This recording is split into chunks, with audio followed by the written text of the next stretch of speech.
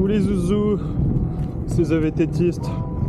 On se retrouve aujourd'hui, quelques jours après la sortie de la présentation du nouveau vélo, le Race 940S Limited de Rockrider.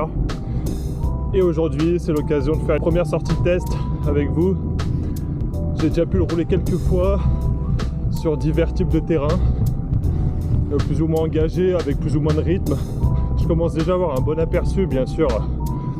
C'est pas à la hauteur. J'ai une expérience d'un an passée à ses côtés, mais ça donne déjà des bonnes indications sur le comportement du vélo, sur la qualité de l'équipement, et ce qu'on peut attendre un peu de ce vélo, à qui aussi il peut correspondre. Cela étant dit, je vous propose de vous faire une vidéo détaillée de mes ressentis en étant le plus objectif possible. Il y aura plusieurs points qui seront abordés. Le premier point abordé parlera des composants du vélo, notamment les nouveautés que je peux comparer avec ce que j'avais sur l'ancien, sur le blanc, voir ce qu'elles apportent, si elles sont au rendez-vous, si ce qu'on nous a vendu dans la communication des marques finalement s'avère être vrai, ou si c'est du marketing pur et dur. Le deuxième point que je vais aborder, une fois qu'on aura parlé de l'équipement, ça sera axé sur le vélo en lui-même. Je vais essayer de faire une micro-comparaison avec le blanc, le Race 900S, qui est le premier vélo full carbone de cross-country que la marque a proposé, et qui était mon vélo l'année dernière. Et ensuite, on va essayer d'établir un peu les points forts, points faibles du vélo, et conclure sur la question suivante: vaut-il le coup de payer 6 500 € pour avoir un Décathlon dans son garage, et surtout en course, parce que c'est pour ça qu'il a été créé. Donc, pour rappel, Rockrider propose ce vélo en deux versions. Une version de base à 4 500 €, montée en GX T-Type et avec des équipements standards, et une version limited, elle à 6 500 € que j'ai entre mes mains, équipée dans ce qui se fait de plus haut de gamme chez le groupe américain, c'est-à-dire le groupe XX SL T-Type, ainsi que les toutes dernières suspensions de chez RockShox, les Seed Ultimate avec leur blocage à 3 positions. On retrouve aussi des périphériques haut de gamme avec une Reverba XS en tige de selle, une selle en carbone de chez Fizik, des composants périphériques très haut de gamme, des freins TRP Slate X2 très haut de gamme également, et enfin les fameuses roues zip qui, comme je l'avais dit dans ma précédente vidéo d'ailleurs, n'hésitez pas à aller la voir pour avoir le détail des composants et avoir plus d'informations sur le vélo. Donc, petite particularité de ces roues, ce ne sont pas les plus légères du marché, mais par contre ce sont probablement les plus tolérantes à ce niveau de gamme. Donc ça tombe bien que je vous parle de l'équipement qui est monté dessus, parce que j'ai un bon moyen de comparaison avec ce que j'avais avant.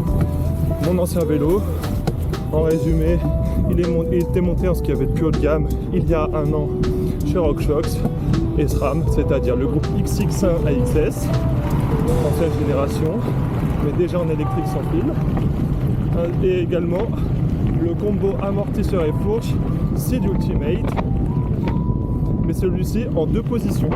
On va commencer par comprendre les évolutions qu'on peut retrouver sur RockShox. Premièrement, la transmission. Il y a une grosse différence majeure, enfin 2 grosses différences majeures que je peux revendiquer après utilisation.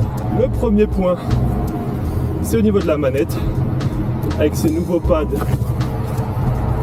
pour changer les vitesses, qui sont peut-être légèrement plus ergonomiques, par contre qui s'éloignent encore plus de ce qu'on retrouve sur une manette standard. Le seul inconvénient qu'on peut porter à ces manettes, attendez, il y a la descente, et je disais, le seul inconvénient que l'on peut reprocher à ces manettes, c'est l'absence de boutons à l'arrière qu'on va chercher avec l'index. On a bien les 2 boutons poussoirs devant, mais derrière on n'a plus rien. Alors que sur les premières manettes AXS, quelle que soit leur forme, on trouvait toujours un bouton à l'arrière. C'est un peu dommage. Le deuxième élément du groupe qui a changé, c'est surtout la cassette. Effectivement, ils ont beaucoup travaillé sur la manière dont les vitesses vont être changées quand vous appuyez sur la manette, et ça se ressent fortement au pilotage. Lorsqu'avant, quand vous changez de vitesse, vous aviez des à-coups, vous étiez obligé de relâcher la pression, notamment quand vous mettiez des watts. Ici, effectivement, nous l'avez vendu, et c'est vrai, c'est beaucoup plus smooth, mais vraiment beaucoup plus. C'est-à-dire, vous pouvez être en danseuse, en force, à votre PMA, changer de pignon, monter ou descendre, et ça se ressent surtout à la montée, monter ou descendre, et vous sentirez même pas le changement.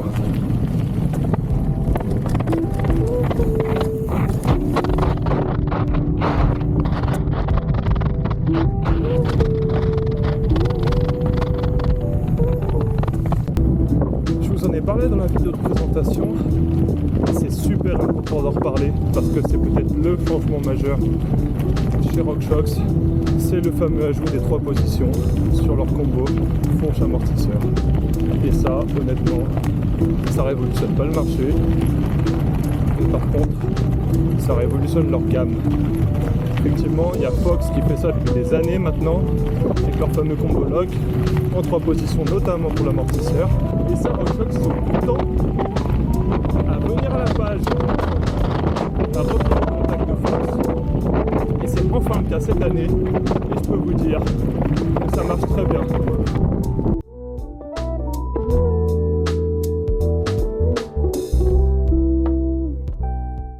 Maintenant que j'ai pu retracer avec vous les nouveautés du groupe SRAM RockShox, c'est quand même intéressant de comparer l'ancienne version, le Race 900S, et cette nouvelle version, le Race 940S.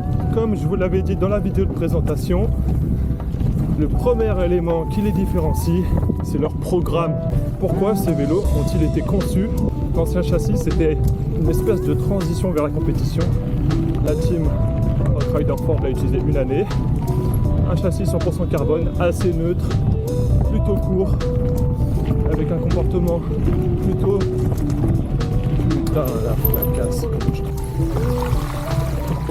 Avec un comportement, je disais, orienté plaisir et confort pour coller parfaitement avec la cible de Decathlon à l'époque, c'est-à-dire les vététistes loisirs, un peu axés compète, mais qui veulent surtout trouver du fun au vélo.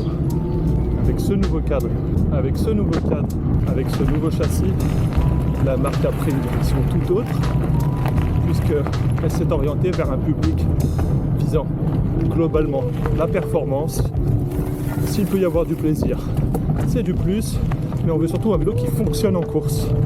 Il a d'ailleurs été conçu avec l'ensemble des athlètes du team Rock Rider Ford pour qu'il colle au mieux aux attentes des compétiteurs. C'est pourquoi le vélo a été rallongé pour plus de stabilité dans les efforts, notamment en montée. On a aussi ouvert l'angle de direction pour garantir un bon comportement dans les sessions de descente qui sont de plus en plus techniques aujourd'hui sur les circuits cross-country. Et surtout, on a voulu améliorer ce qui fait l'identité même d'un vélo de compétition, c'est la rigidité. Et là, pour le coup, ils ne se sont pas trompés. Il y a bien une réelle différence par rapport à l'ancienne génération. Je vous en parle tout de suite. Si j'arrive à pas me casser la gueule. C'est chantier ici. Allez, j'ai fait la connerie. Ah! Le vélo. Bien plus rigide. Il y a un comportement beaucoup plus stable. Cette stabilité peut être vue à la fois comme un point fort et comme un point faible. Ça passe pas. Mais c'est la jungle aujourd'hui. Il va rester collé au sol. Le rendement est bien meilleur avec des pneus similaires que l'ancien. Vous allez garder le contrôle sur la roue arrière. Il n'y aura pas de saut. Il ne va pas s'affaisser. C'est un point fort comme un point faible, je trouve. Pourquoi je dis ça? Parce que effectivement, quand c'est droit, cassant, ce que vous voulez, mais tant que ça reste droit, c'est bonheur et ça permet au plus grand nombre de se sentir à l'aise et en confiance. Par contre, dès que ça va devenir sinueux, qu'il faut pouvoir pousser sur le vélo pour tourner, les petits S, les petites caillasses, vous voyez, un peu réalisantes. Là, c'est plus compliqué qu'avec l'ancien. Le vélo est long, c'est un paquebot, il faut savoir l'emmener. Pour conclure la comparaison entre la nouvelle et l'ancienne génération de vélos cross-country tout suspendu T-Roc Rider, il y a 3 choses à noter. La marque a privilégié le rendement, peut-être au détriment du plaisir. Le vélo fonctionne mieux grâce aussi à l'équipement qu'il a, notamment la transmission et le triple blocage des amortisseurs. Et enfin, la stabilité qu'il procure est rassurante par moment, mais par contre, elle vous demande d'avoir plus d'engagement sur les parties techniques et un plus grand bagage technique pour l'assumer. C'est un vélo plus performant et qui va être plus exigeant. Si je dois résumer les points forts, d'une part, c'est l'équipement. Je vous rappelle que le vélo, il est donné à 6 500 €, un SRAM XXL T-Type, avec les suspensions les plus haut de gamme de chez RockShox, les composants périphériques les plus haut de gamme du marché, et une paire de roues Mavic Crossmax en carbone d'origine. Le deuxième point fort de ce vélo, c'est que tu sens qu'il a été conçu par des compétiteurs, pour des compétiteurs. Il est agréable dans le cassin, il est stable à haute vitesse, il permet de grimper très raide. C'est vraiment une machine à performance. Le troisième gros point fort selon moi, et je vous en ai pas parlé depuis le début, c'est sa finition. Je vous l'ai présenté un peu en détail sur quelques points pendant ma vidéo de présentation du vélo en lui-même qui était tournée en statique. La peinture est d'excellente facture, elle est très belle en plus en vrai. Il y a des détails qui ont leur importance, notamment en termes de protection. Pardon pour les bips, le GPS qui s'excite là. En protection de chaîne sur la base arrière, le petit capot qui permet d'éviter que la boue rentre dans les roulements du triangle arrière. Ça, c'est très très bien pensé. Et d'une manière générale aussi l'équipement qui est fourni avec, je reviens dessus, mais forcément, c'est super valorisant. Et donc si je devais parler des points faibles du vélo, pour moi, il y en a un qui regroupe les quelques petits points faibles qu'a ce vélo, c'est son accessibilité.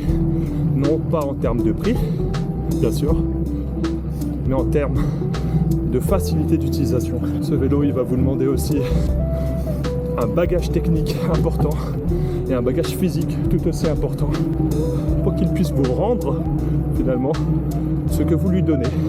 Donc maintenant, on a assez parlé. Oh putain, sa mère la chauve. Oui. On va essayer de pas mourir. Ça passe. Je vais tourner des petites vidéos sur mon parcours. Et je vous ferai quelques retours en temps réel sur des points que je pourrais noter sur son comportement. Là, vous voyez, c'est un petit sentier. Bon, c'est compliqué de mettre des watts. Je vais réussir à pas se viander. C'est un petit sentier qui a tendance un peu à monter. Et on sent que dès que vous réaccélérez, ça repart direct. Il n'y a rien de plus agréable comme sensation. Quand tu sens que ton vélo, il répond à tes exigences. Oui.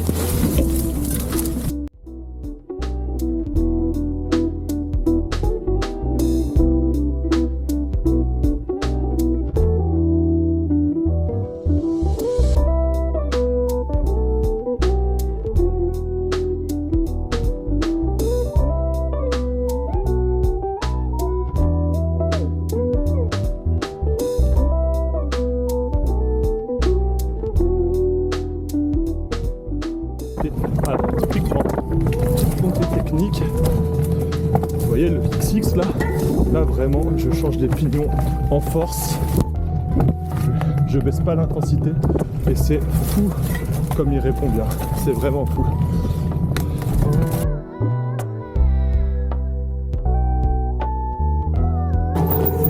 Là, la stabilité, par contre il faut y aller, il faut le pencher.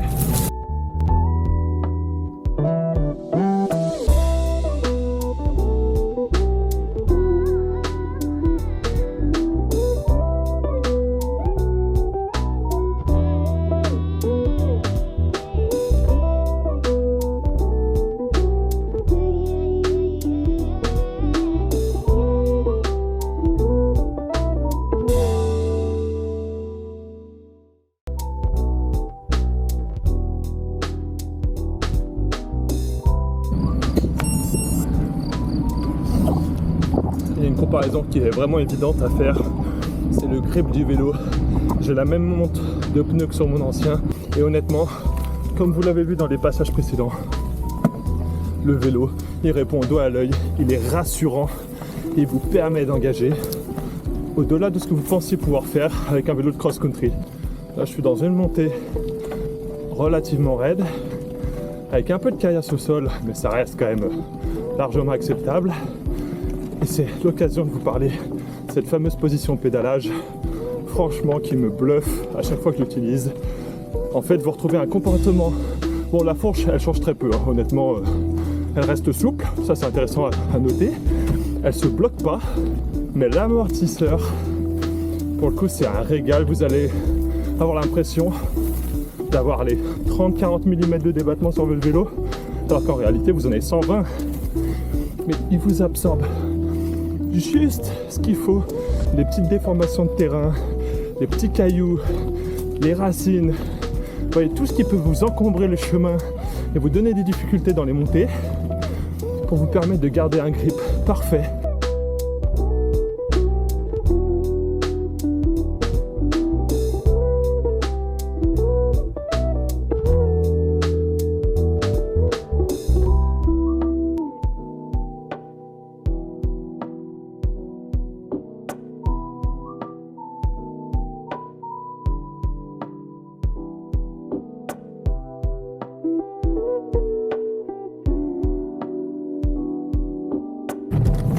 Bon les zouzous, c'était un rapide débrief après 2-3 sorties avec le vélo sur mes premiers ressentis. J'essaierai dans quelques mois de vous refaire une version plus détaillée, plus complète finalement de ce qu'apporte ce vélo. J'espère en tout cas que ça vous aura fait plaisir d'avoir une petite suite à la vidéo de présentation en statique.